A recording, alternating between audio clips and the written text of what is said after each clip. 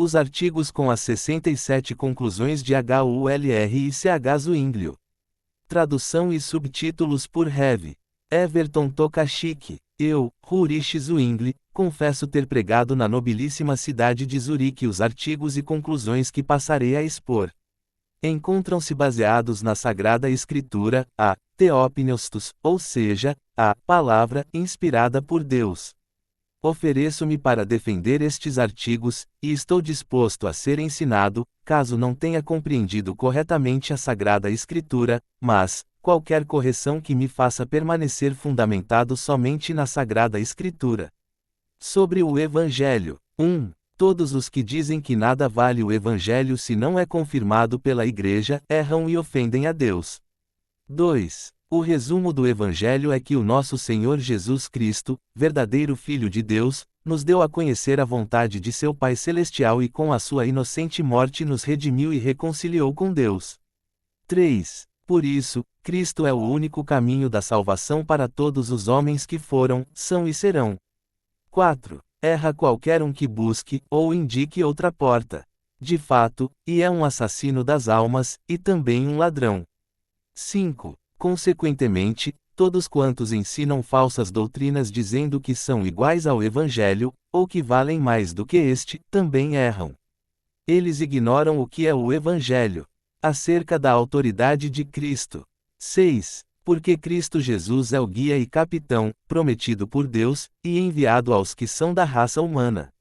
7. Que Ele é a salvação eterna e a cabeça de todos os crentes, que são parte do seu corpo, e que sem Ele, são incapazes de empreender alguma coisa.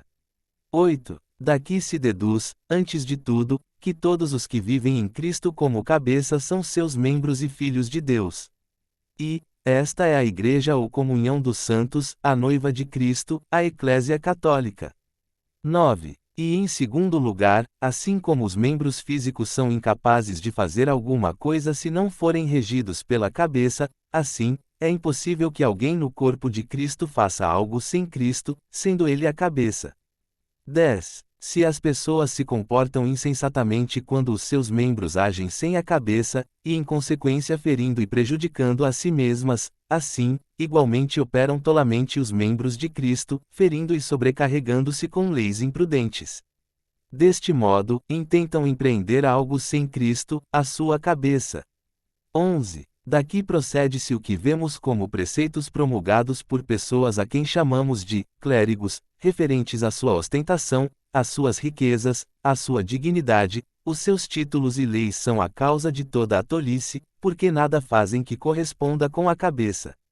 12. Por isso, eles deliram, não por causa da cabeça, pois o último dos dois, mediante a graça de Deus, avidamente experimenta elevar em nossa época, por isso, nos referimos ao seu agir tolo, e em nada são forçados, entretanto, devem escutar somente a cabeça. 13. Deste modo, ouvindo a palavra, aprende-se a conhecer a vontade de Deus de forma clara e precisa, e graças ao Espírito de Deus, o homem é atraído para Deus e transformado à sua semelhança. 14. Por esta razão todos os cristãos deveriam colocar a sua máxima atenção que em todo o mundo seja pregado unicamente o Evangelho de Cristo. 15. Porque a nossa salvação consiste em crer no Evangelho e, o contrário consiste na nossa condenação, pois, nele se contém claramente toda a verdade. 16. No Evangelho e do Evangelho aprendemos que as doutrinas e os preceitos humanos não ajudam em absolutamente nada para a salvação. 17. Cristo é o eterno e único sumo sacerdote. Disto deduzimos que aqueles que se proclamam sumos sacerdotes, não somente se opõem à glória e ao poder de Cristo, como de fato, o rejeita. 18. Cristo sacrificou-se uma única vez, e seu sacrifício possui valor perpétuo como pagamento pelos pecados de todos os crentes. Isto permite reconhecer que a missa não é nenhum sacrifício, senão um memorial do sacrifício, ou ainda, a confirmação da redenção que Cristo realizou em nosso favor. 19. Cristo é o único mediador entre nós e Deus. 20. Deus quer conceder-nos todas as coisas em seu nome. Disto se deduz que não necessitamos de outro mediador, além dele no presente tempo. 21. se aqui, neste mundo, oramos uns pelos outros, o fazemos confiando que tudo nos será concedido por meio de Cristo somente. 22. Cristo é a nossa justiça. Disto concluímos que as nossas obras, sempre são boas, ou seja, se realizadas em Cristo, mas, se as realizamos por conta própria elas não serão corretas, nem boas. 23. Cristo rejeita a riqueza e as glórias deste mundo. Disto deduzimos que aqueles que ajuntam riquezas para si, em nome de Cristo, se prejudicam sobremaneira, porque invocam como pretexto a sua avareza e libertinagem.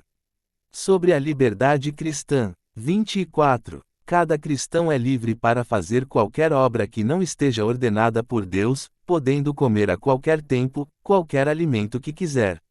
E, disto deduzimos que as datas estabelecidas quanto ao comer queijo e a manteiga, é um engano papista. 25. O cristão não depende de datas ou lugares determinados, pelo contrário. Consequentemente, quem enfatiza as datas e lugares privam o cristão de sua liberdade. 26. Nada desagrada mais a Deus do que a hipocrisia. Portanto, tudo quanto o homem faça para aparentar ser melhor que os demais, é hipocrisia e engano. Nisto se inclui as vestimentas, os sinais, a tonsura, etc. 27. Todos os cristãos são irmãos de Cristo e irmãos entre si, ninguém deve considerar-se superior aos outros diante de Deus. Isto quer dizer que as ordens religiosas, as seitas e ajuntamentos ilegais não devem existir. 28. Tudo o que Deus permitiu, ou que não tenha proibido, é legal. Consequentemente, podemos aprender disto que o matrimônio é coisa lícita para qualquer um. 29. Todos que se denominam espirituais, pecam quando descobrem que Deus não garante a habilidade de manter-se casto, nem podem se proteger casando-se. 30. Quem faz voto de castidade realiza uma ingênua ou insensata promessa. E com isto, aprendemos que qualquer um que aceita tais votos, comete injustiça com homens piedosos. Acerca da excomunhão. 31. A excomunhão não pode ser ditada por apenas uma pessoa, exceto pela Igreja, isto é, pela comunhão daqueles com quem convive o possível excomungado juntamente com o seu guardião, ou seja, o pastor. 32. Somente pode ser castigado com a excomunhão quem cause escândalo público. 33. Se alguém acumulou bens de fortuna por meios injustos, tais bens não devem servir para benefício dos templos, dos conventos, dos frades ou monjas, senão que devem ser destinados a pessoas indigentes, ou seja, necessitadas. Acerca da autoridade temporal. 34. Os poderes do papado e do episcopado, junto à exigência, prepotência e orgulho espiritual que ostentam, não têm nenhum fundamento na sagrada letra, nem na doutrina de Cristo. 35. As autoridades públicas fundamentam-se na doutrina e nos atos de Cristo. 36. Esse poder que a autoridade eclesiástica pretende exercer, pertence na realidade às autoridades seculares, sempre que estas sejam cristãs. 37. Todos os cristãos, sem exceção, devem obediência à autoridade secular. 38. Enquanto ela não ordene coisa que seja contrária a Deus. 39. Por isso, as leis da autoridade secular em sua totalidade devem estar em conformidade com a vontade de Deus, de modo que protejam o oprimido, ainda que não levante a voz. 40. Somente a autoridade civil tem o direito de condenar à morte, sem provocar a ira de Deus. Mas devem sentenciar à morte unicamente aqueles que, pública e notoriamente, praticam escândalos contra o que Deus ordenou. 41. Se de forma justa a autoridade civil aconselha e ajuda aqueles, que prestará contas diante de Deus, também ela está obrigada a proporcionar o sustento corporal, para aqueles que têm por ela sido julgados. 42. Mas se, pelo contrário, as autoridades civis atuam à margem da lei de Cristo, é a vontade de Deus que sejam destituídas. 43. Resumindo, o melhor e mais firme governo legislativo é o que rege conforme a vontade de Deus, e com Deus regendo. Enquanto que o pior e mais débil governo é o que atua conforme o seu próprio arbítrio. Sobre a oração. 44. Os verdadeiros adoradores invocam a Deus em espírito e em verdade, sem orgulhar-se diante dos homens. 45. Os hipócritas realizam as suas obras para que os homens as vejam, mas já receberam a sua recompensa. 46. Assim, pois, os cânticos no templo e a extensa pregação, sem devoção, feitos somente para ganhar dinheiro, são atos que têm finalidade de receber o louvor dos homens ou são feitos por mero desejo de lucro. Acerca das ofensas. 47. Todo homem deveria preferir deixar-se matar que escandalizar, ou fazer decair em desgraça um cristão. 48. Se alguém por debilidade, ou ignorância se sente escandalizado, não se lhe deve deixar em sua debilidade ou ignorância, senão que é preciso fortalecê-lo, a fim de que não considere pecado o que não é pecado. 49. Não conheço maior ofensa do que proibir que os clérigos se casem, todavia, permitem que tenham envolvimento com prostitutas. 50. Somente Deus perdoa os pecados por meio de Cristo Jesus, o nosso Senhor. 51. Quem permite a criatura humana perdoar pecados despoja de Deus a sua glória, para dá-la ao que não é Deus. Isto é na realidade pura idolatria. 52. Assim, a confissão dos pecados diante de um sacerdote ou simplesmente diante do próximo, não se deve considerar como perdão dos pecados, mas, apenas como solicitar um prudente e bom conselho. 53. A imposição dos atos de penitência é consequência da opinião meramente humana, com exceção da excomunhão. Tampouco, tais atos apagam os pecados, mas, somente que devem ser impostos para que os demais se atemorizem. 54. Cristo suportou todas as nossas dores e sofrimentos. Quem atribui aos atos de penitência o que somente pertence a Cristo, erra e blasfema contra Deus. 55. Quem diz ao homem arrependido que não lhe é perdoado este ou aquele pecado, quem tal coisa diz não age no lugar de Deus, nem de Pedro, senão de Satanás.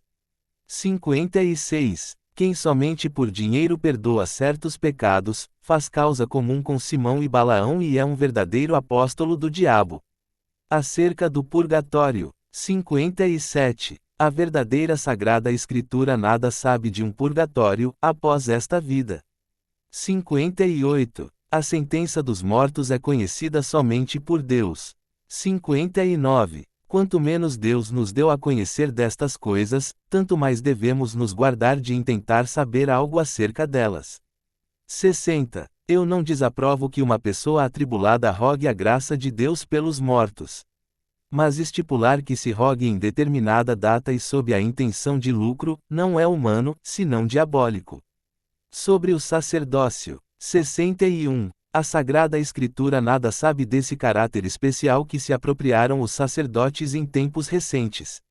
62. A Escritura Sagrada tampouco reconhece outros sacerdotes fora daqueles que pregam a palavra de Deus.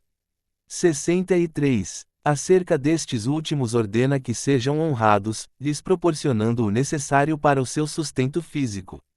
Da correção dos abusos. 64. A todos quanto reconhecem os seus erros, não há do que corrigi-los, senão que deixem que moram em paz, e seja a sua virtude considerada num espírito cristão. 65. Aos que pertencem àqueles que não reconhecem os seus erros, Deus os julgará conforme a sua justiça divina. Em consequência, não devem aplicar-lhes castigos corporais, a não ser que se comportem tão desconsideradamente que não tenha modo de tratá-los de outra forma. 66. Agora que se humilhem todos os hierarcas eclesiásticos e levantem a cruz de Cristo no lugar de elevar a caixa do dinheiro.